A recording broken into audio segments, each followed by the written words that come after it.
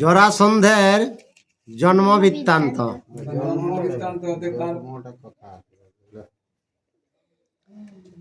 ধর্মরাজ বলেন বল নারায়ণ গো, বল নারায়ণ গো, জরাসন্ধ অবতার কিসের কারণ গো। জোড়া কে দুটির ভগবান কে ওই যে জোড়া সিন্ধু আর নামটা হইল তো কিসের কারণ? আর কত বল ধরে সে আর পাইল বড় গো, কাহার পাইল বড় গো, তোমা হিংসে রক্ষা পা ইল বিশ্বয়ন্তর গো। তোকে সেই জোড়া সিন্ধু কত বল ধরে বা কে বল দিয়েছে তাকে যে তোমার এমন লোককে রণে ও পরাজয় করে তোমাকে? গোবিন্দ বলেন রাজা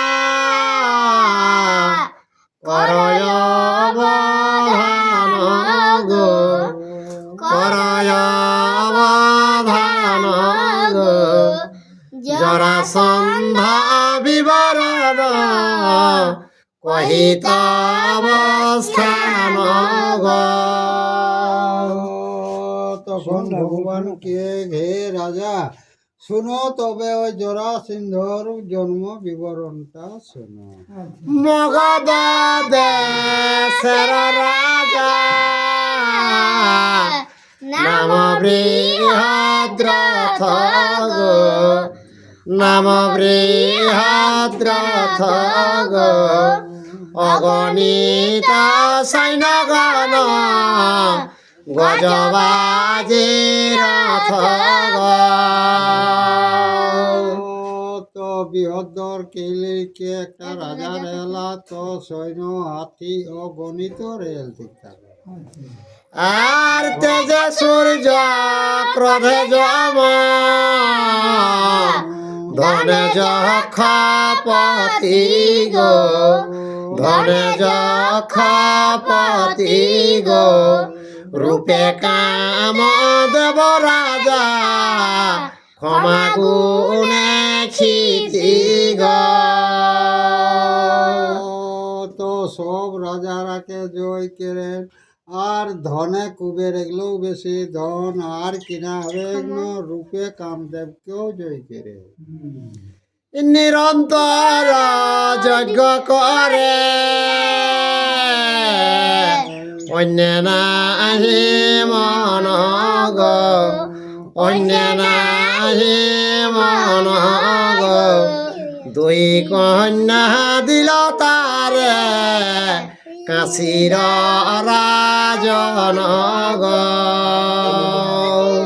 তো নবরাত যজ্ঞ করে তখন কিনা কেল্লা কাশী রাজে দুই কন্যা আর কিনা ওকে শিব ঠাকুর বধ দেয়। আর পুত্রার্থে পুত্রেষ্টি যজ্ঞ করে মহে পাল গো, করে মহে পাল গো, না হইল বংশ তার গেল যুবা কাল গো। পুত্র বা পুত্রীর জন্য রাজায় যজ্ঞ করে তো ওকর যেটা সমবয়স সেটা আর কিনা চলে গেল, আগেকার পর বয়স্ক সময়টা চলে গেল। আর আপনারে ধিক্কার রিয়ানর পতি গো, করিয়ানর পতি গো, রাজ্য তো জীবন গেল ভার্যার সংহতি গো।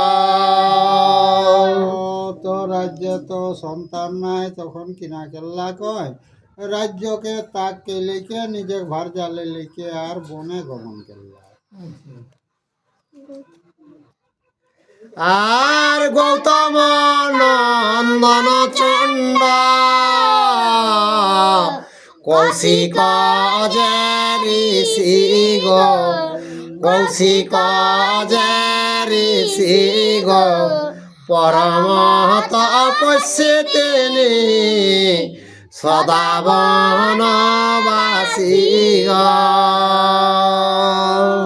তো গৌতমের পুত্র যে কিনা ঋষিকে এলে কৌশিক নামে অকর পুত্র রে এলে, সেই ওকে আর কিনা রাজাই দর্শন পাবে। আর বহু দাস ভ্রমিয়াম গদে উপনীত গো, গদে উপনীত গো, বিক্ষতলে রাজা তারে দেখে আচম্বিত গো। বহু জায়গা ভ্রমণ করে এই মগধ রাজ্যে আজকে উপনীত হয়েছি, তখন এক গাছ তরে কিনা দেখি পাবে। আর ভার্যা সাহা প্রণমিল মুনিরা চরণ গো, মুনিরা চরণ গো, মুনি জিজ্ঞাসিল রাজা কথায় গমন গো।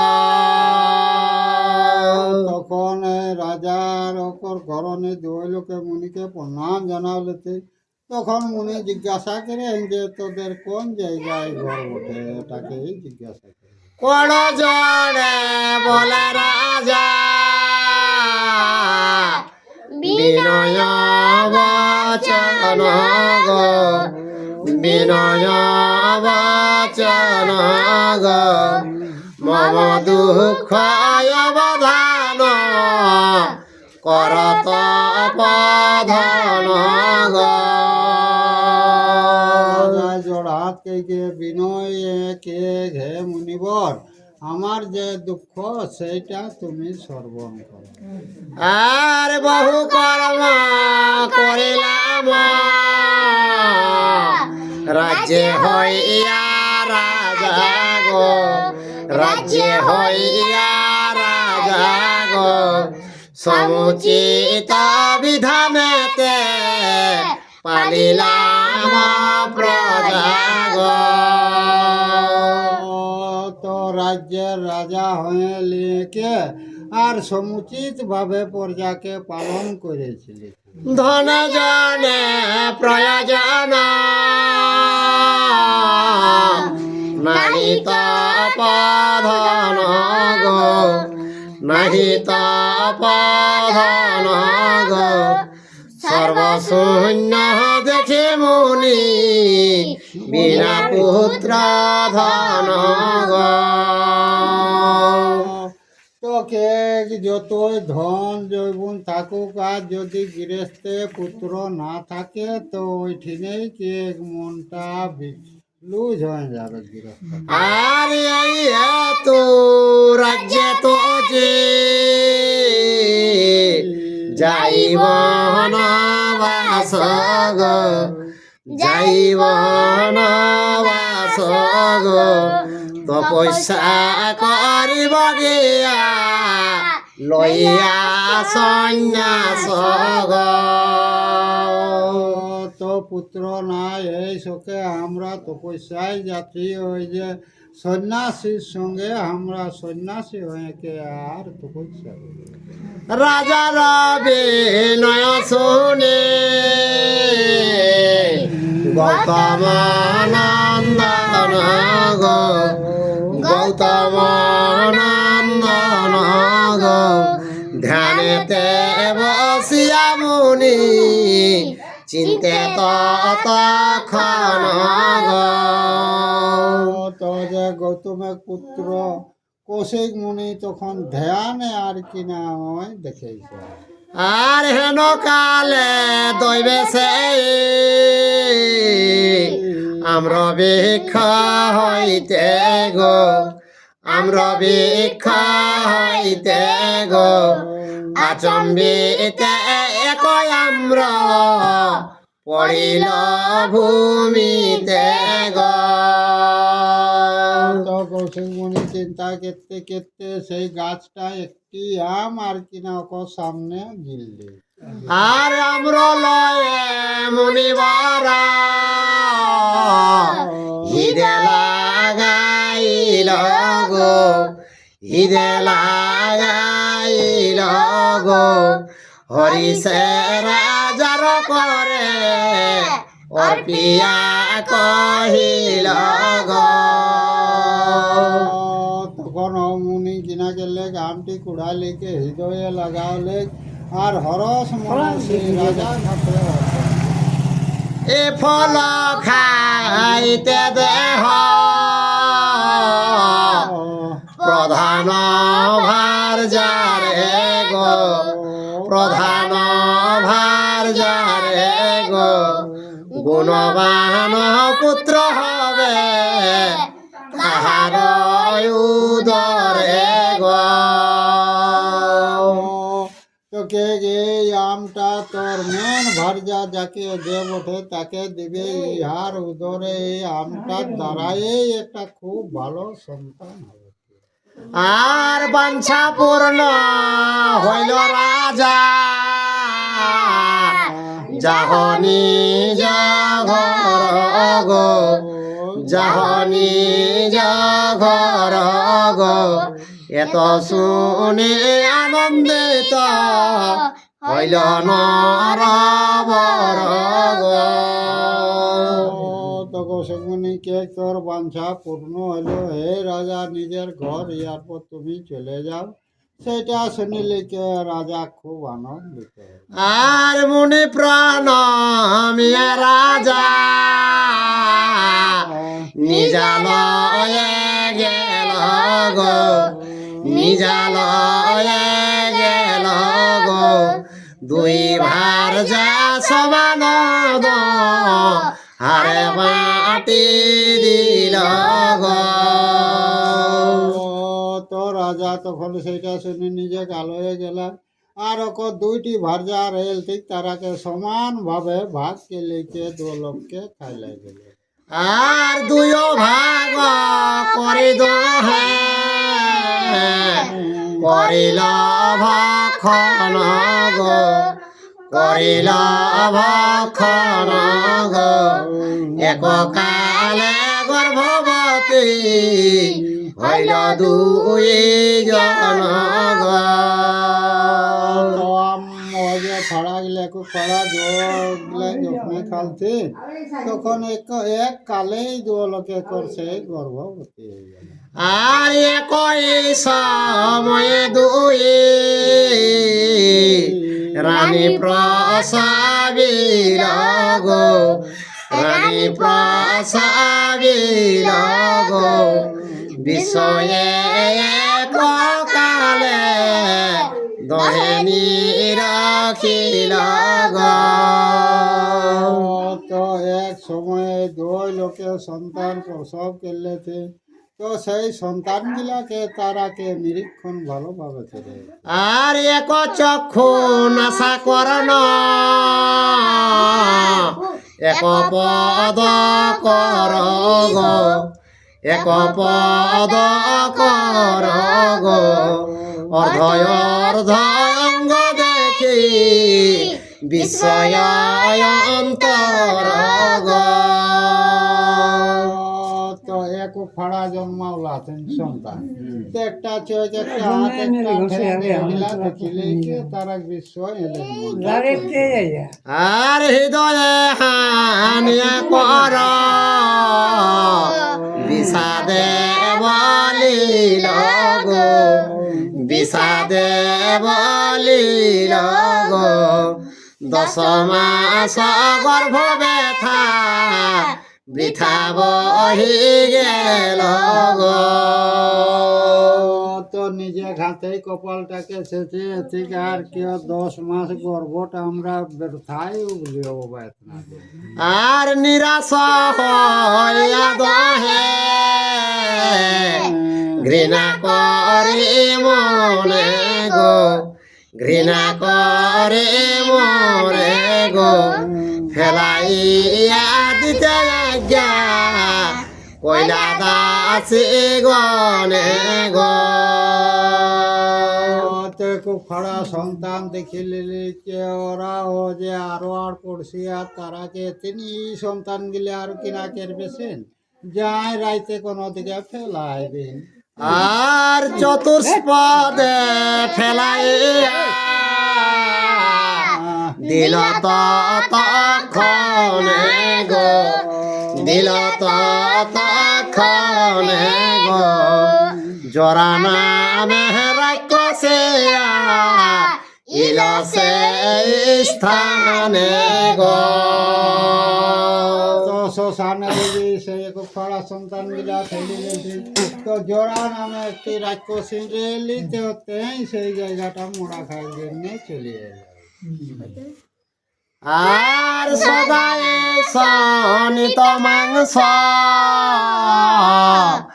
আহার তাহার গো, আহার তাহার গো, সংসারের গর্ভপাতে তার অধিকার গো। তো রাক্ষসী রক্ত আর মাংসই খালি খায় কাকলো যদি গর্ভপাত হলে তো সেটাও করে অধিকার। আর অর্ধ অর্ধ অঙ্গ দেখে বিষয় মানিল গো, বিষয় মানিল গো, আপন নয়নে ইহা কখনো না দেখে গো। খুব ফড়া সন্তান দেখিলে লিখে আর কেউ তো এরকম সন্তান কোনদিন আমরা হে নয়নে আর দেখলে নাই রাক্ষসিনে মনে মনে কে আর আপন নয়নে ইহা কখনো না দেখে গো, কখনো না দেখে গো, দুই হাতে দুই খান ধরিয়া আনি রখে গো। তো দুই দুই ও হাতে দুই ফাড়া সন্তান গিলাকে লিখে আর নিরীক্ষণ কে লিখে তারা রূপটা ভালো আর রহস্য দেখিয়া দুই সংযোগ করিল গো, সংযোগ করিল গো, আচম্বিতে দুই অঙ্গ একত্র হইল গো। তো জোড়া রাক্ষসিনে হাতে লিখে নিরীক্ষণ করতে করতে এরকম জোড়াই দিলেন আচম্বিতে অকর দেহ গোটা লিয়া এই জড়িয়ে দিলেন। আর করে কাঁদে মুখে হাত ভরি গো, মুখে হাত ভরি গো, আশ্চর্য দেখিয়া চিত্তে ভাবে নিশাচরি গো। জড়ি যখন গেলা তখন হা কে লিখে জোড়া সিন্ধুর কাঁদে লাগলা আর মুখে হাত লিখে সেইটা দেখি লিখে ও জোড়া রাক্ষসিনে কে সেক্ষণ কিনা দেখা যাচ্ছে। আর না হবে উদর পূর্ণ ইহারে খাইলে গো, ইহারে খাইলে গো, নির্পতি হইবে তুষ্ট এই পুত্র পাইলে গো। তো ইয়াকে যদি খাই তো আমার পেটটাও হয়ে যাবে না। তো নৃপতি মানে রাজাকে লেগে দিলে উহার আনন্দ হবে। আর এত চিন্তি কলে করি লইল নন্দন গো, লইল নন্দন গো, মেঘের গর্জন যিনি শিশুর নিঃসন গো। জরা রাক্ষসিনে করাইকে গেলে যায় তো জরা সিন্ধু গর্জেইছে যে সন মানে ঘেগ রকম মানে যখন মনের মধ্যে গুমরেইছে তখন আর মনুষ্যের মূর্তি ধরে জরা নিশাচরি গো, জরা নিশাচরি গো, রাজার সম্মুখে গেল পুত্রে কলে করি গো। জরা রাক্ষসিন তখন মানুষ দেহ ধারণ করল আর সেই সন্তানকে করান দিয়েছে আর রাজা আর নৃপতির কৈলাস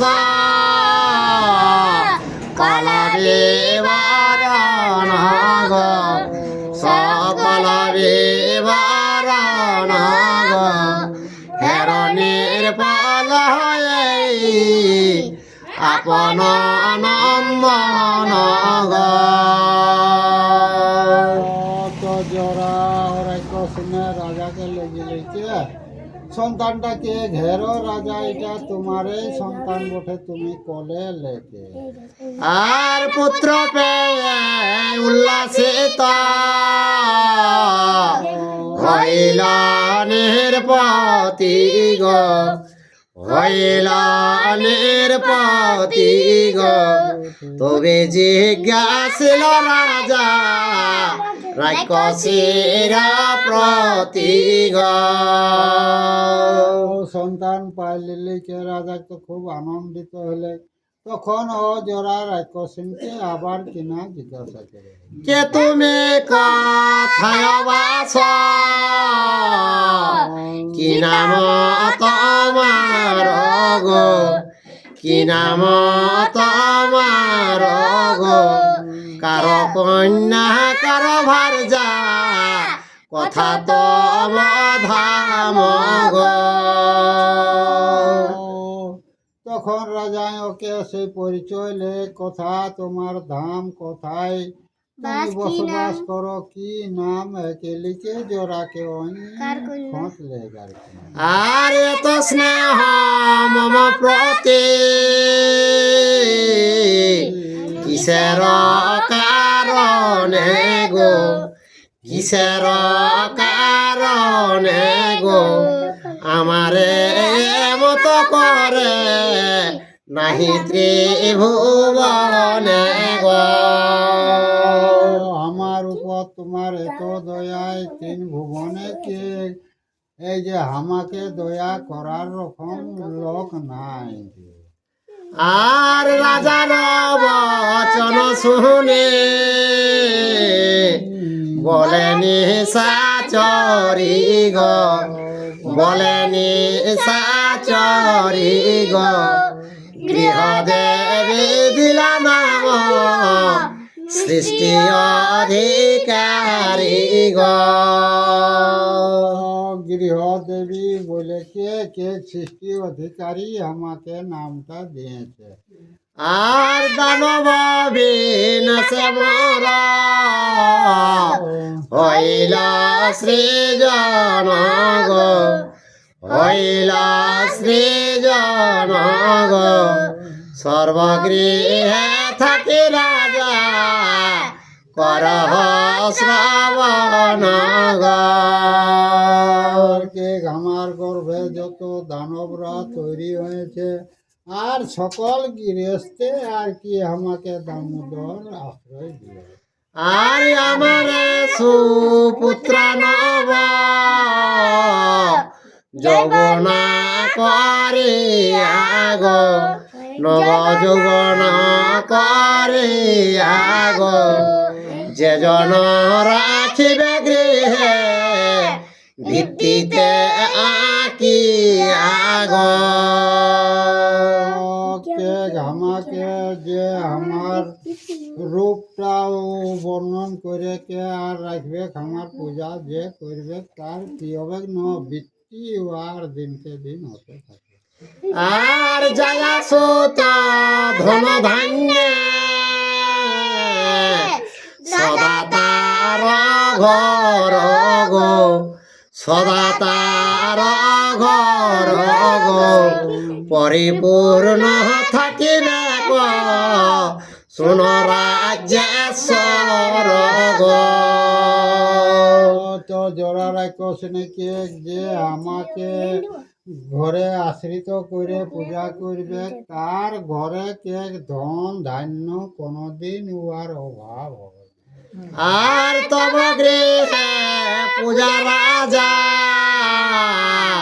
পাইয়নুখন গো পাইয়নুখন গো এই রক্ষা করিলাম তোমার নন্দন গো।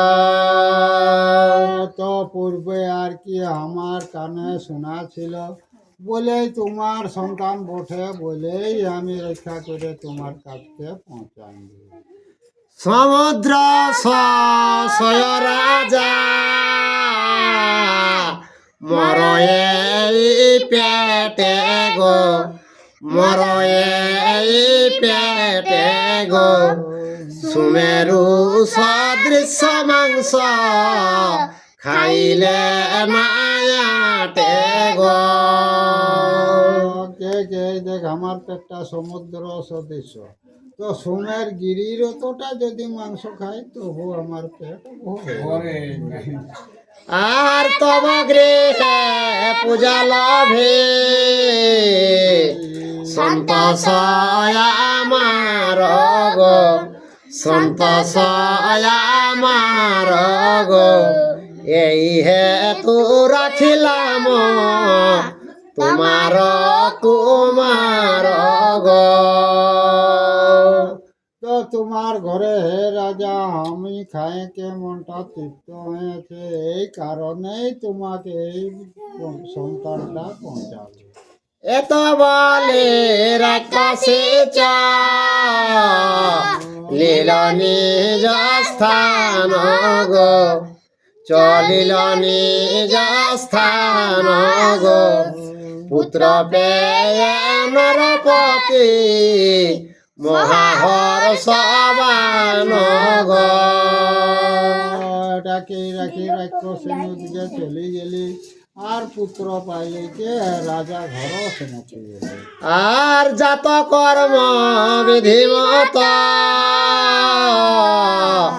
করিল রাজন গো করিল রাজন গো অনুমান করে নাম দিল জগন গো। তখন অনুমান কেলিলে কে আর দ্বিজগণকে যতেক ধন দেওয়া লাগলেন। আর জরায় সম্বিত হেতু নাম জরাসন্ধ গো নাম জরাসন্ধ গো দিনে দিনে বাড়ে যেন শুক্ল পক্ষ চন্দ্র গো। জরা নাম জরা সিন্ধু। আর দিনে দিনে যখন পূর্ণিমার চাঁদটি পূর্ণ হবে সেই রকম জরা সিন্ধু বড় হয়। আর কতদিন জয়দ্রথ পুত্রের রাজ্য দিয়া গো পুত্রের রাজ্য দিয়া গো ভার্যা সবন গেল ব্রহ্মচারী হইয়া গো। তো অধেক যত তখন কিনা কেল্লা আগ্ন জরাসিন্ধুকে রাজত্বটা দিয়ে রাখলে তার ভার্যা সমেত ওই সন্ন্যাসী লিলিকে আর বনে প্রবেশ করলে। আর জরাসন্ধ রাজা হইল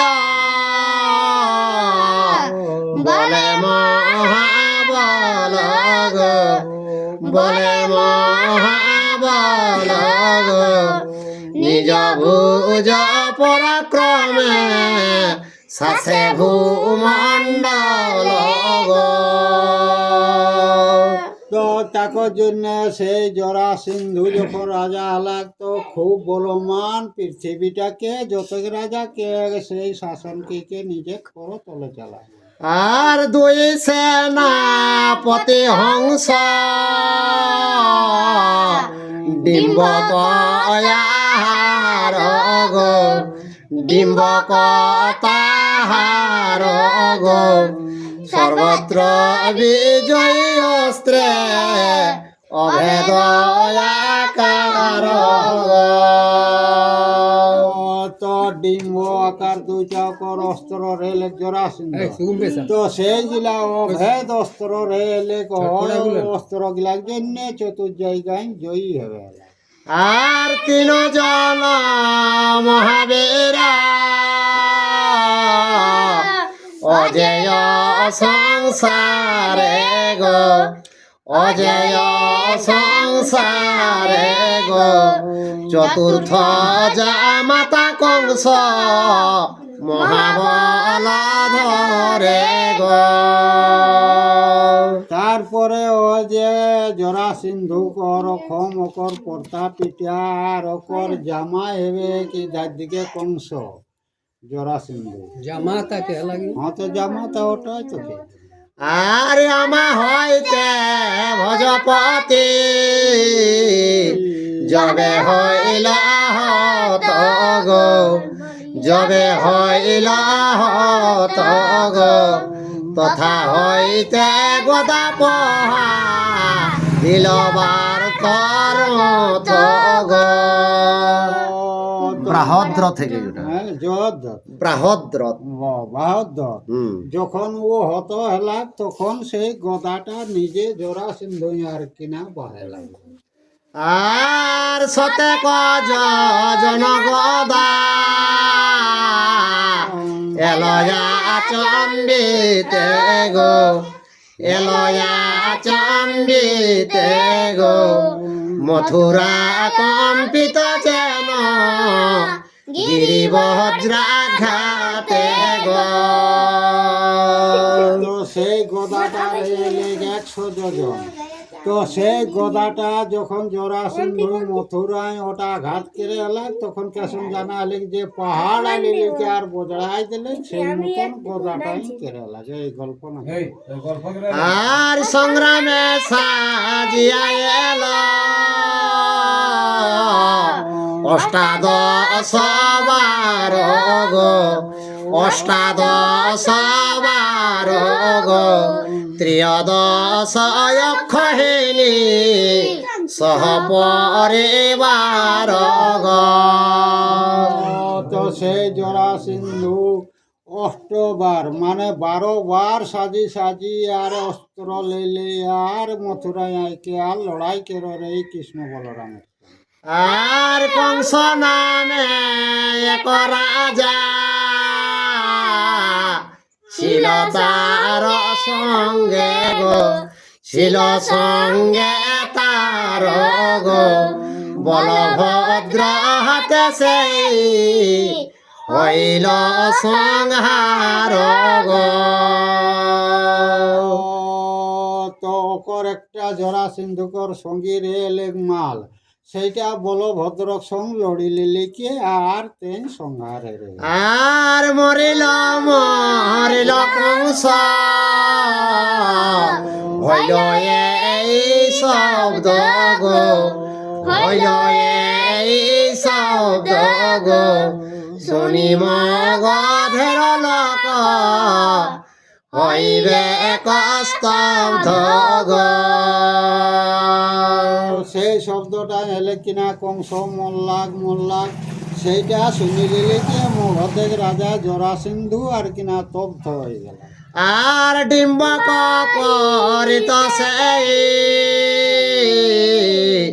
রাজ্যের রক্ষণ গো, রাজ্যের রক্ষণ গো, শুনিল সংগ্রামে হইল ভাতার মরণ গো। তখন একটা ডিম্ব নামে অকর মন্ত্রী এলে, তাকে রাজ্যে রক্ষক রাখিলে লিখে, আর অকর ভাইয়ের মৃত্যু শুনিলে লিখে আর সজাই যায়। আর সহিতে নারিল শোক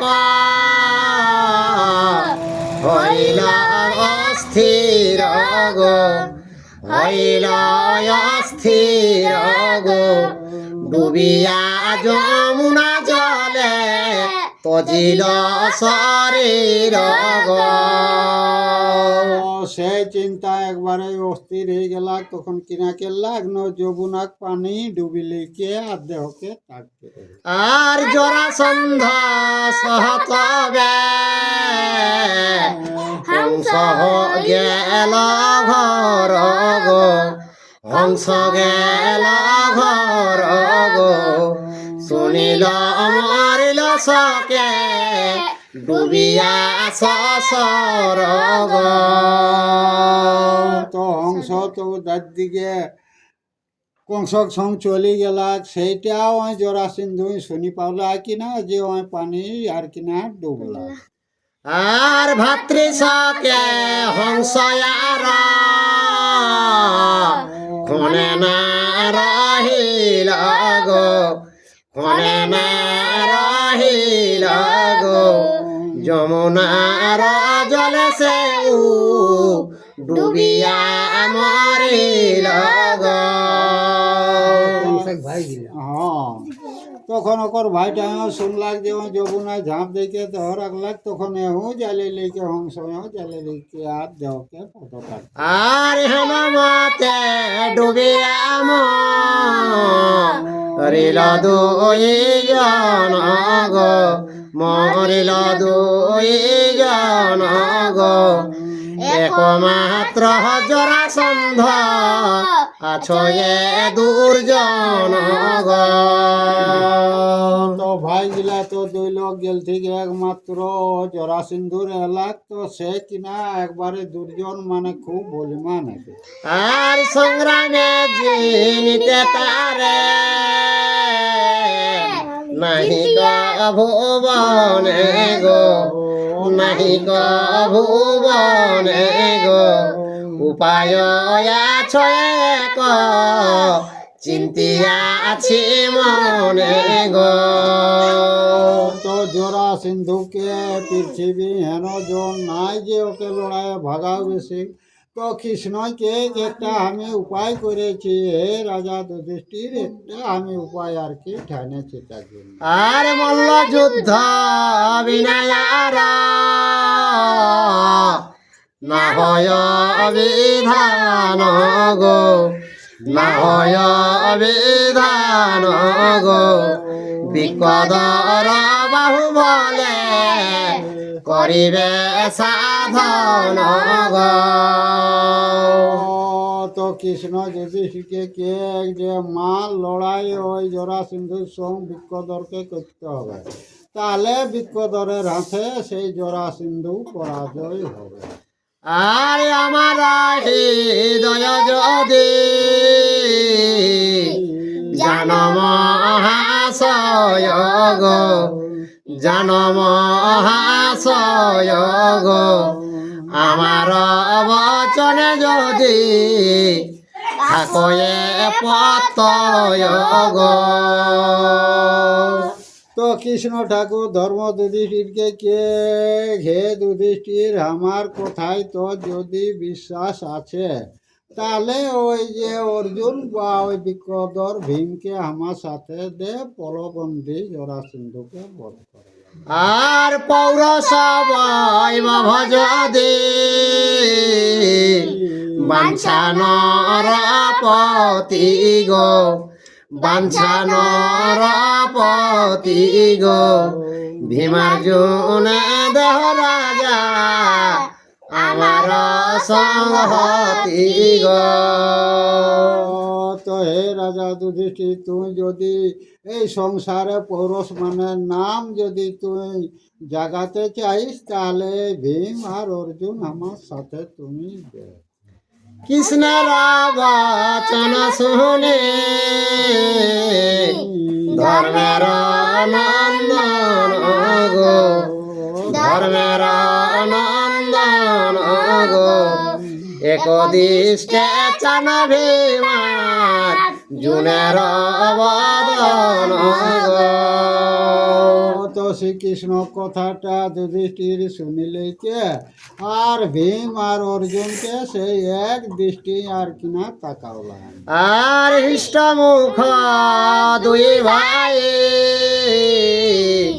দেখি নরপতি গো, দেখি নরপতি গো, কহেন মধুর বাক্যে গোবিন্দের প্রতি গো। তো যখন ও যে ভীম অর্জুনকে তাকাওলেন, তখন ও রাজা মূর্তিটা দেখিলে কি ওরা দোলকে আনন্দ হলেন। তারপরে অর্জুন সেই শ্রীকৃষ্ণকে কিনা কে আর কি কারণে মতব